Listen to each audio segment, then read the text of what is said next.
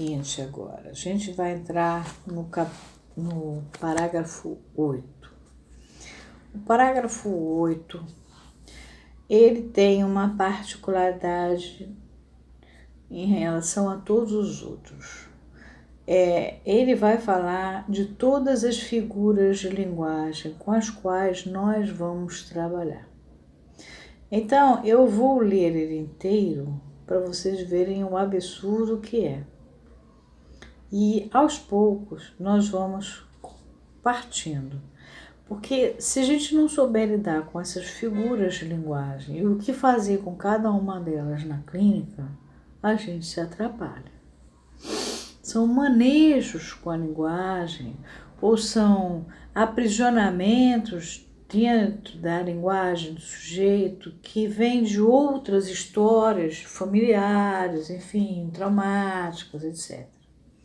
Se a gente não souber os vícios de linguagem ou por identificações no sentido do imaginário mesmo social ou da terra dele, da cultura, e tudo isso é importante. Então eu vou ler o parágrafo para vocês verem o absurdo de termos que nós vamos atravessar. E nós vamos atravessar eles todos, porque eles aparecem todo santo dia na nossa clínica. Eu vou ler o parágrafo inteiro só para vocês verem a loucura que é. Ele estava falando dos hieróglifos do Antigo Egito, dos caracteres da China, né, o emprego fonético e simbólico simultaneamente dos elementos significantes que a gente tanto encontra nos hieroglifos como nos caracteres da China, tudo isso. E agora ele entra no 8. E aí ele vai dizer assim: mas isso ainda é apenas a decifração do instrumento. É na versão do texto que o importante começa.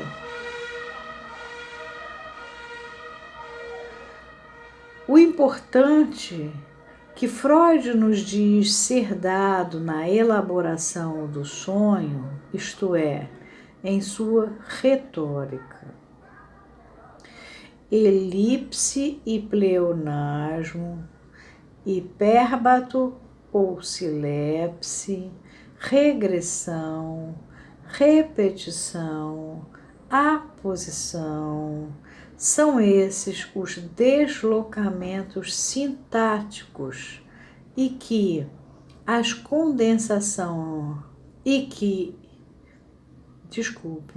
são esses os deslocamentos sintáticos e metáfora, catacrese, antonomásia, alegoria, metonímia e sinédoque. As condensações semânticas em que Freud nos ensina a ler as intenções ostentatórias ou demonstrativas, dissimuladoras ou persuasivas, retalhadoras ou sedutoras, com que o sujeito modula seu discurso onírico. Onírico é do sonho. Tu oneiron é o onírico, é o que é do sonho, é o que vem do sonho. Oneiros, oneiro, onero. E então, sonho é um deus, tá? Acho que é uma deusa até. É diferente do sono. O sono é hipnos. Diferente da morte, que é Thanatos. Essa gente toda é da obscuridade, ou então da transferência de um lugar para o outro, como harmonia, por exemplo.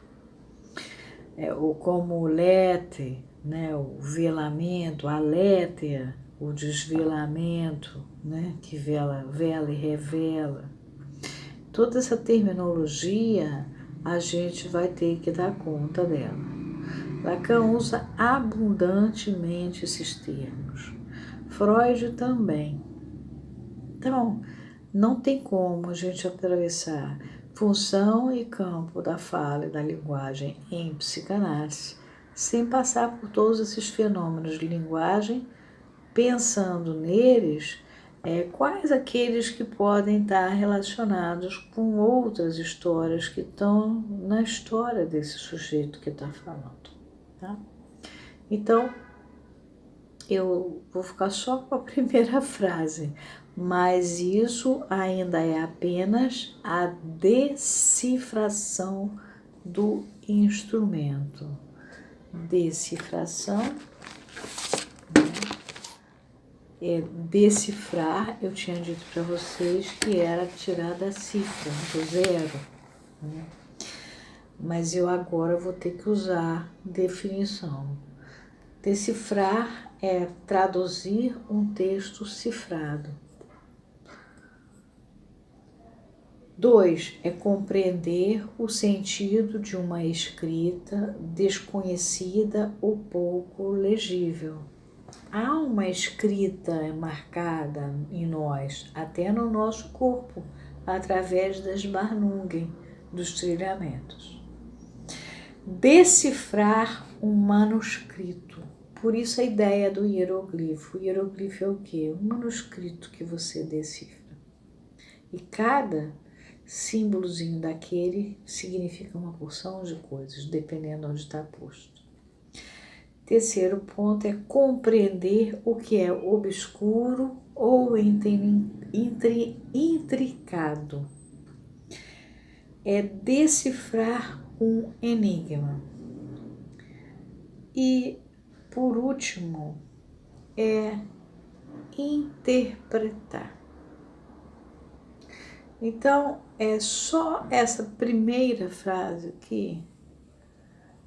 A gente começou agora o parágrafo 8. Acho que eu tenho mania de chamar parágrafos de capítulos. É simplesmente gigantesco esse parágrafo. A gente tem que atravessar ele. Ficamos na primeira frase, tá bom?